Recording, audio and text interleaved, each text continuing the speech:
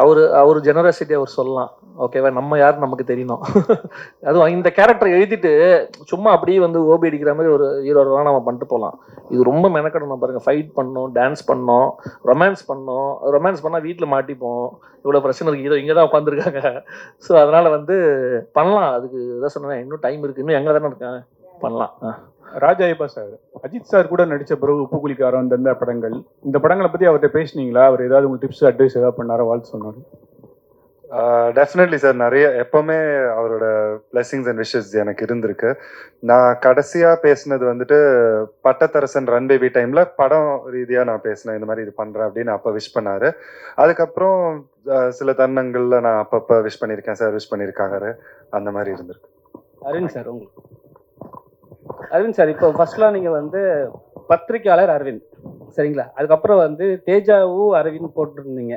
இப்போ என்னன்னா, இப்போ டேரக்ட் பண்ணிட்டோம், படம் சக்ஸஸ் பண்ணியாச்சு. அப்படி இருந்தால் கூட ஒரு படத்தோட பேரை சொல்லி தான் நம்ம டைரக்ஷன் சொல்ல முடியணுமா?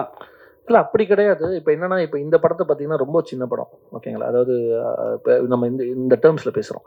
அப்போது இந்த படத்துக்கு வந்து தயாரிப்பாளருக்கு வந்து இதை நீங்கள் வந்து மக்கள்கிட்ட எடுத்து போய் சேர்றதுக்கு ஒரு விஷயம் தேவைப்படுது. நம்மளே பார்க்குறோம், ஒரு படத்துக்கு வந்து 300 படங்கள் வருது. எத்தனை அரவிந்த் இருக்காங்கன்னு எனக்கே தெரியாது இயக்குனரா. அப்படி இருக்கும்போது இந்த அரவிந்த் அப்படின்றத வந்து நான் எப்படி அடையாளப்படுத்திக்க முடியும்னா, என்னோட முதல் விசிட்டிங் கார்டாக இருந்திருக்கிறது வந்து தேஜாவு தான். ஓகே, அப்போ தேஜாவு படத்தோட இயக்குனரோட அடுத்த படம் அப்படின்ற ஒரு ஐடென்டிட்டி தான் போட்டிருக்கேன். தவிர என்னோட இலக்குமே எப்படி இருக்குன்னா, இது எதுவுமே சொல்லாம என் பேர் சொல்லும் போது படங்களோட அடையாளமே இல்லாம நான் யாரும் தனித்துவமா தெரியணும். அதை நோக்கி தான் என் பயணம் இருக்கு. ஸோ அதை நோக்கி தான் போயிட்டு இருக்கேன். அப்ப பார்ப்போம், இது தருணமே அதை ஃபுல்ஃபில் பண்ணிச்சுன்னா அடுத்த படத்துல இருந்து அது போட மாட்டேன். ஆர்டிஸ்ட் கிட்ட எல்லாம் நம்ம ஃபோன் பண்ணி பேசும்போது இதை மென்ஷன் பண்றீங்களா? இல்ல, இது எப்படின்னா, நம்ம இப்போ இன்ட்ரோடியூஸ் பண்றோம்ல. இப்போ உதாரணத்துக்கு நான் பத்திரிகையாளராக இருந்திருக்கேன். அப்போ பத்திரிகையாளராக இருக்கும்போது ஒரு பிஆர்ஓ கிட்டயோ ஒரு இன்டர்வியூக்கோ நம்ம ஆர்டிஸ்ட்கிட்ட பேசும்போது எந்த மீடியாலேருந்து நம்ம பேசுகிறோன்றது நம்மளை அறிமுகப்படுத்திக்கிற மாதிரி, நான் இயக்குனர் அரவிந்த் அப்படின்னா வந்து அவங்க யோசிப்பாங்க டக்குன்னு. நான் தேஜாவு படம் இயக்குனர் அரவிந்த் அப்படின்னா ஓகே இவருன்றது பேசுறதுனால. ஸோ கண்டிப்பாக அதை சொன்னேன். எனக்கு வந்து இது வரைக்கும் இந்த படத்து வரைக்கும் தேஜாவு இதுவாக இருந்திருக்கு. இப்போ இதுக்கப்புறம் ரெஃபரன்ஸ் சொல்லும்போது வந்து தேஜாவு தருணம் படத்தோட இயக்குனர்னு நம்ம இன்ட்ரோடியூஸ் பண்ணிப்போம், அவ்வளவுதான். கிஷன் சார், உங்க அம்மா வந்து அவ்வளோ பெரிய சீரியல்ல வந்து அவ்வளோ பெரிய சக்சஸ் பண்ண பெரிய நடிகை, அவ்வளோ ரீச்.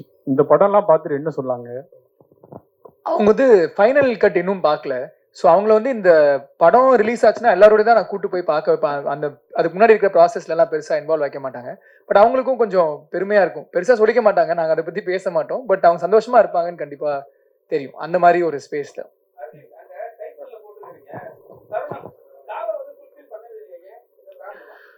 ஏன்னா அது வந்து படமுமே என்னன்னா, ஒரு லவ் அப்படின்றது லவ் மட்டுமே முழுமையா இருக்காது. அதுல வந்து எல்லா ஒரு விஷயங்களுமே அது படத்துல இருக்கும். ஸோ இன்னொன்று யூனிக்கான ஒரு விஷயம் தேவைப்படுது இல்லையா? ஸோ அதுக்காக அப்படி ஒரு இது யூஸ் பண்ணியிருக்கோம். அனைவருக்கும் நன்றி. வந்திருக்கும்